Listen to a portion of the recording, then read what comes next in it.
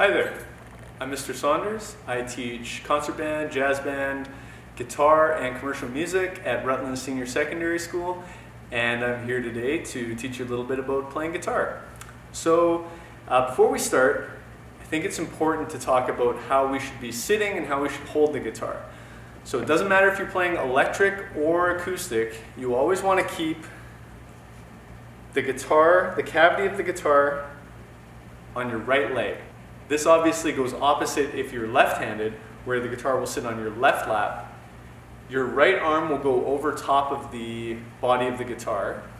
You always want to make sure that you kind of keep the elbow cavity where you're picking and strumming from. We never want to keep our shoulder over top of the guitar because that's going to put too much strain on our shoulder. So we always want to make sure that we're sitting up nice and straight, make sure that we're on a good chair,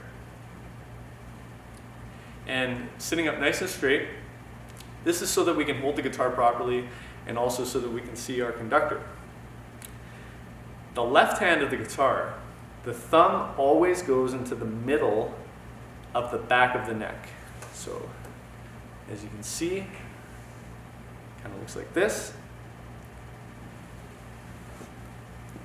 We always press down with the tips of our fingers, and we always press down in the middle of the fret. This is so that we don't get too close to another note that we're not supposed to be playing.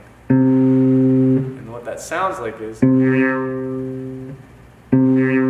get that kind of twangy sound, and that's not good. That means that our fingers are too close to the next fret. So these two metal frets, they tell you that you need to put your finger right in the middle of them. We're always pressing down on the very tips of the fingers, and we're pushing hard enough that we can get a clear sound, but not pushing any harder than that because it will push the pitch sharp. You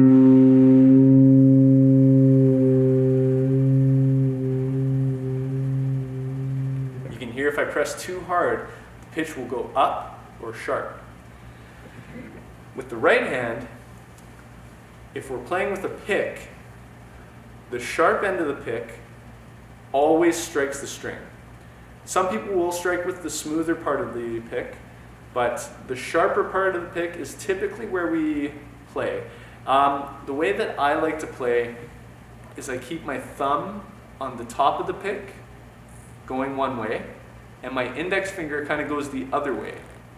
You can see the thumb is kind of pointed upwards, and the index finger is pointed downwards, and the pick sits right in the middle of that.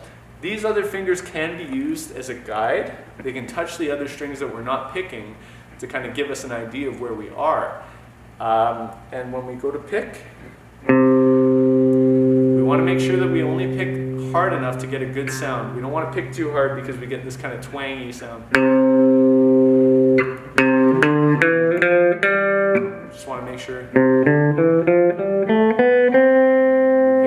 we pick just hard enough to get a good sound out.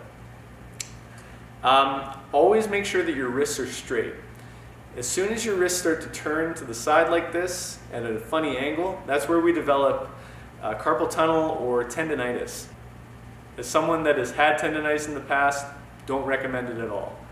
So always make sure you're playing with straight wrists. All right, and then with regards to the right hand, the wrist can do the movement. It shouldn't be too much of the elbow doing the movement. You always want to keep it nice and small movements, because we want to conserve energy. If we want to play fast. Right? To be able to play fast, we have to use small movements. And there may be passages in your band music that have fast passages. So just want to be aware of that. So, we know how to hold the guitar now. If you have a strap, you want to make sure it's just tight enough that it's being held up by your body when you sit up straight. If it's too loose, it's not going to do anything for you this way. And if it's too high, you look like you play in the Beatles. So you want to have it somewhere where the strap is being held up by the body, and it's just giving a little bit of a lift off of the leg, just for extra support. let's talk about the amplifier. If you're playing an acoustic guitar, disregard this next section. However, playing acoustic guitar in band might be a little difficult just because the sound doesn't carry as well as an amplified electric guitar. So this is my amplifier. Anytime you're turning on an amplifier, there may be one switch or two switches. Typically, solid state amps only have one switch and don't take any time to warm up. However, a lot of guitar amps are what we call tube amplifiers, meaning that they have vacuum tubes inside of them that need to warm up. Some tube amplifiers will have an on-off switch and an on-standby switch. This one only has an on-off switch. So as you can see, it's going to take a little bit of time to warm up.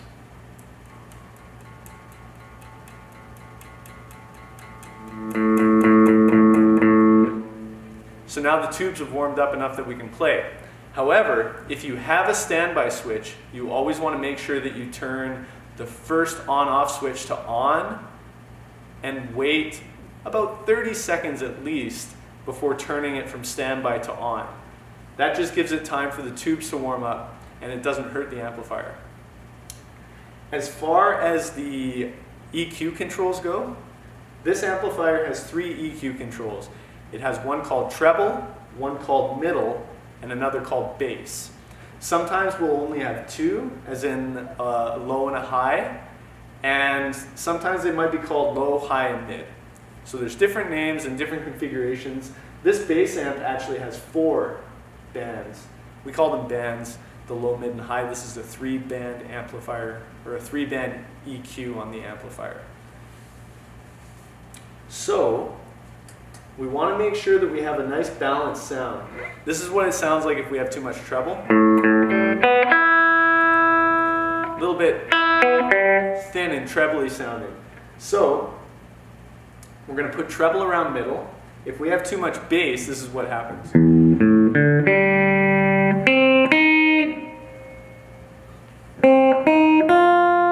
There's no definition.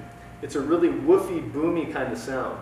So we probably want to put the bass just above the middle because we want what's called a warmer sound. I'm going to put the middle. This is what the middle sounds like on its own. It's just a little bit too prominent. The guitar is meant to play a little bit more of a subtle role in a lot of bands. And in this case, we're going to turn the bass up just over half, the treble just over half, and the middle just under half. And this is the kind of sound that we get. So it's nice, balanced. It's a little bit on the warmer side. When we talk about tone in guitar, we have warm tones and bright tones. Sometimes your amplifier will have other controls, like reverb,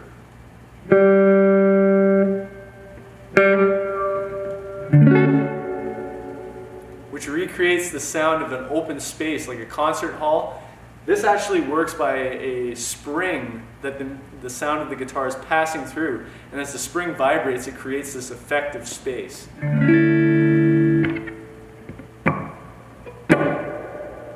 Pretty cool, hey? Typically in jazz band and concert band, we won't need the reverb.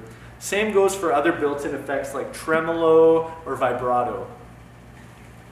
The switch and the knobs on your guitar actually help you shape the sound to be more warm or more bright. This is a 3-way pickup selector. So if I turn the selector all the way this way, it means that only the neck pickup is on. The neck pickup is more of a warmer sound.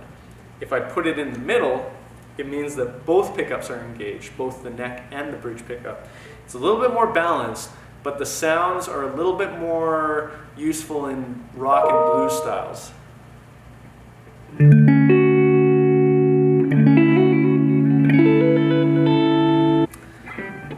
Then if I turn the pickup selector all the way to the right, only the bridge pickup is engaged. This part of the guitar here is called the bridge.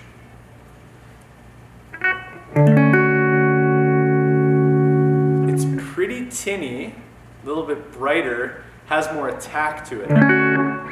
This pickup selector is more suited for styles like country.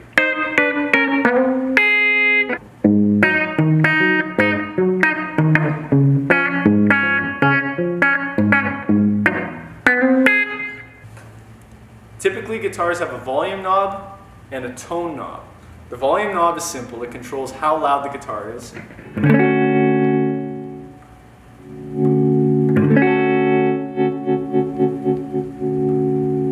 Now the tone knob, what the tone knob controls is the threshold of brightness that comes through the pickup. So here's what it sounds like completely off.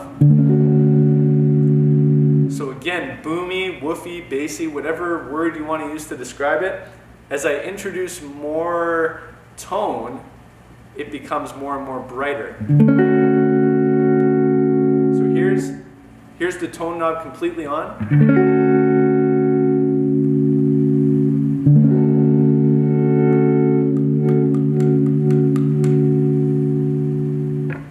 All right, the tuning pegs. In order to tune your guitar, you're probably going to need a tuner. There are many free guitar tuner apps out there. One of the best ones is called Guitar Tuna, as in tuna fish. My personal favorite is an app called Tonal Energy. The great thing about the Tonal Energy app is if you have your note in tune, it will sit right in the middle of the screen and it'll turn into a smiley face.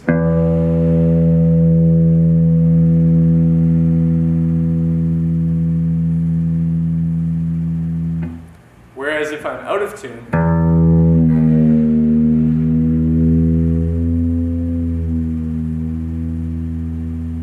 different tuners show pitch in different ways. Sometimes a guitar tuner will go left to right and it'll tell you if it's too sharp, which means too high, or if it's too flat, which means too low. To make a note more sharp or higher, we actually tighten the guitar string.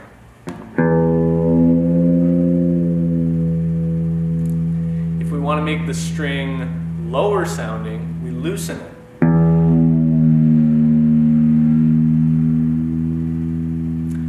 And we always want to make sure that we tune slowly. That's going to help us find the right pitch and not blow past it too quickly.